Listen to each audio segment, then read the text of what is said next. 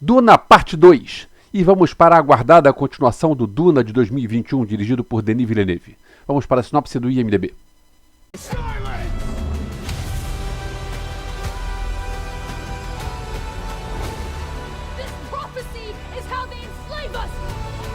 Diante da difícil escolha entre o amor da sua vida e o destino do universo conhecido, Paul Atreides, agora ao lado de Chani e dos Fremen, dará tudo de si para evitar o futuro terrível que só ele pode prever.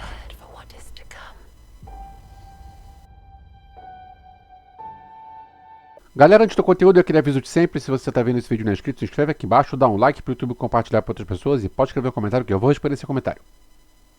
Estreou a aguardada continuação de Duna, do Denis Villeneuve. Eu tinha um certo pé atrás com relação ao fim desse filme, só que quando chegou no fim, para mim foi satisfatório. Eu vou comentar o filme, depois, no fim desse vídeo, eu comento qual era o pé atrás que eu tinha com relação ao final do filme. Esse filme, assim como o primeiro filme, é um filme grandioso. É tudo grandioso. Tudo no filme é grandioso.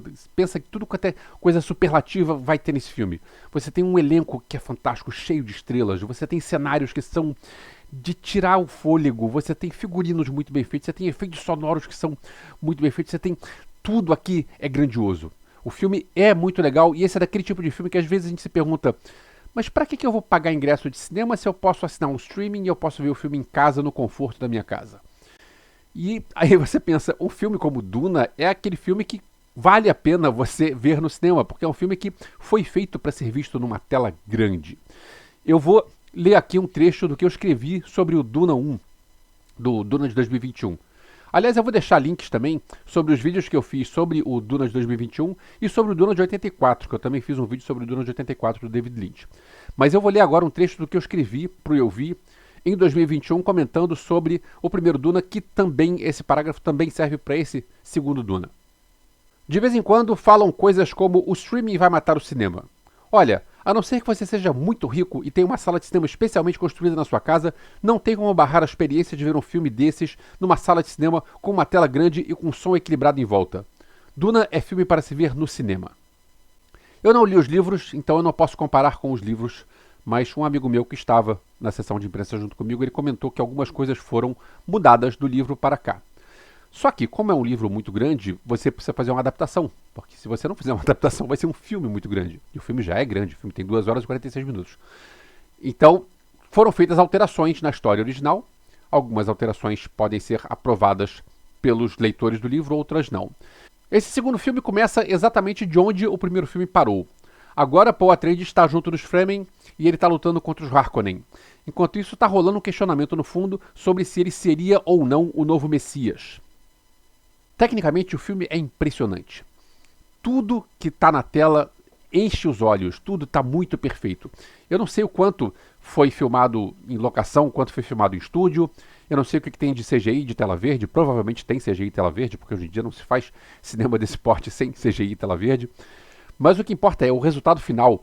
Você vê aquilo tudo e aquilo está tudo muito real na cara do espectador. E você tem tudo muito grandioso, você tem cenários grandiosos, você tem todos os figurinos e props, e os efeitos especiais, os efeitos sonoros, e tudo funciona redondinho. Tecnicamente, o filme enche os olhos. Eu vi no IMAX, e não só no IMAX a imagem é perfeita, como o som estava muito alto e muito forte, muito potente.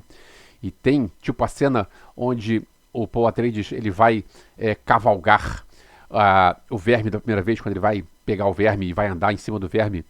O cinema inteiro tremia. Era um troço tão forte, tão imponente, que o cinema inteiro tremia. A trilha sonora daqui e os efeitos sonoros todos combinados, o som desse filme é um troço de louco. Eu sei que tem gente que precisa ver em casa, no streaming. Mas quem escolheu o streaming vai perder parte da experiência, porque o som desse filme é muito forte.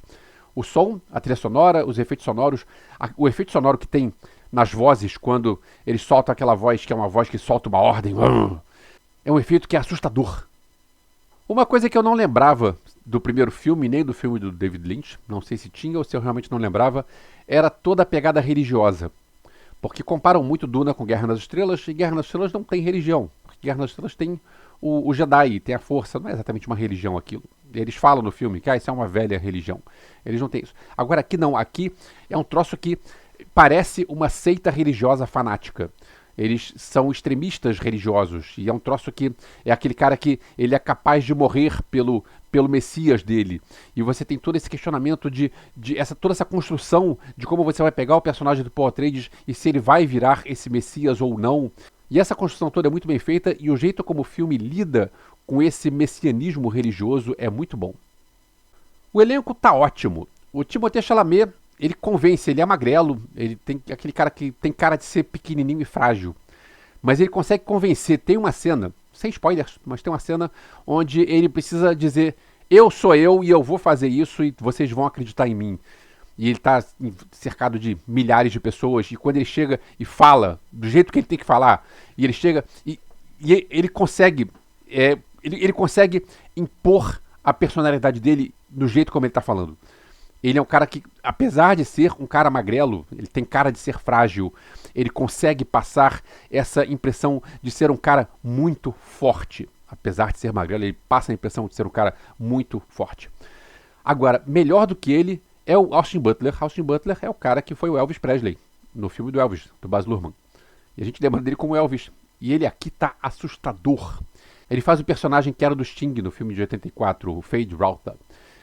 E ele aqui tá assustador. Ele realmente... Porque você tem o Harkonnen, que é o Stellan Skarsgård, que é o pai, o Barão Harkonnen. E ele tem os dois filhos. O Dave Bautista é o cara que estava no primeiro filme. E Dave Bautista é um cara que ele é grande, ele é forte, ele é imponente. Então você tem medo do Dave Bautista porque ele é um cara grande e forte. E você tem mais medo do Austin Butler, apesar dele não ser tão grande e forte assim.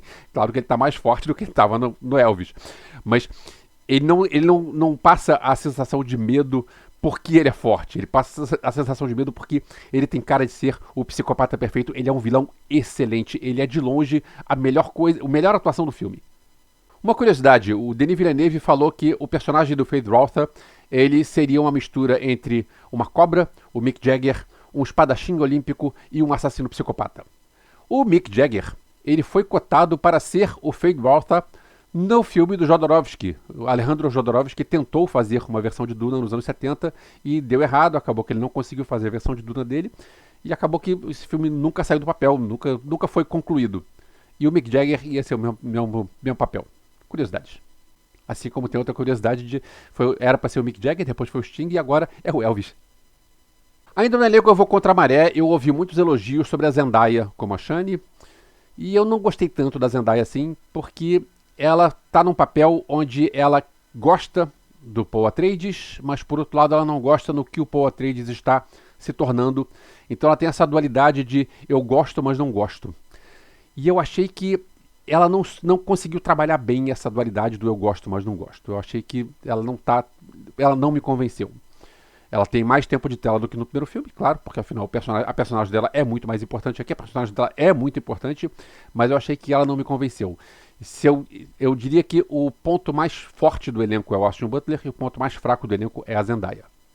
Todo o resto do elenco está muito bem. Rebecca Ferguson, Josh Brolin, Christopher Walken, Florence Pugh, Lea Seydoux, Charlotte Rampling. E tem uma curiosidade, a Anya Taylor-Joy está no elenco, mas ela só aparece em uma cena. Ela é a irmã do Paul Atreides e ela só aparece no finzinho do filme, numa visão que ele tem do futuro. Porque durante o filme ela não nasceu ainda, ela está na barriga da mãe. Ou seja, se tiver um terceiro filme, a personagem da Anya Taylor-Joy deve ter um papel grande. O filme é longo, são 2 horas e 46 minutos de filme, e vai ter gente dizendo que o filme é chato, porque o filme é realmente contemplativo. Mas, cara, eu posso dizer que eu entrei na onda do filme e eu estava curtindo aquilo e em momento nenhum me pareceu chato. E olha que a nossa sessão de imprensa teve um atraso grande, porque faltou luz no bairro, faltou luz na Barra. Então o cinema apagou tudo e eles tiveram que recalibrar todo o IMAX antes de recomeçar a sessão. Acabou que a sessão demorou mais de 1 hora para começar. Ou seja, era um filme de quase 3 horas de duração que começou com mais de 1 hora de atraso. E mesmo assim não me cansou. Por fim, queria falar sobre o fim. Eu fiquei traumatizado no passado com Aranha Verso Parte 2, porque eu tava curtindo muito aquele filme, eu tava vendo aquilo e pensando, cara, que viagem, que visual maneiro e tal, e de repente o filme acaba sem fim. Eu fiquei muito frustrado porque o filme não tem fim. Como é que você faz um filme que não tem fim? Eu fiquei muito frustrado com Aranha Verso Parte 2. E eu li no IMDb que vai ter Duna Parte 3. E eu pensei, cara, eles não vão acabar a história. Vai ser um troço que a gente vai ver o filme todo e vai chegar no fim do filme e vai dizer assim, continua na parte 3. E eu acho isso muito, muito frustrante. Só que a notícia é boa. Eles fecham a história. Você está fazendo, seguindo uma história do Paul Atreides e o Paul Atreides consegue encerrar essa parte da história. Ele consegue encerrar algumas coisas. Alguns personagens têm seus destinos já definitivos. E ele abre gancho para uma possível continuação. Ou seja, esse é um gancho bem feito, porque se a história acabar, se a gente nunca tiver um terceiro filme, ok. Eu não preciso saber o que aconteceu depois disso. O filme acabou, acabou. E todos viveram felizes para sempre, até começar outro. Mas não, se tiver o terceiro filme, ok, a gente já sabe que o terceiro filme vai começar porque deixaram aquela pontinha solta no fim. Então aquela ponta solta vai linkar o terceiro filme. Ok, gostei.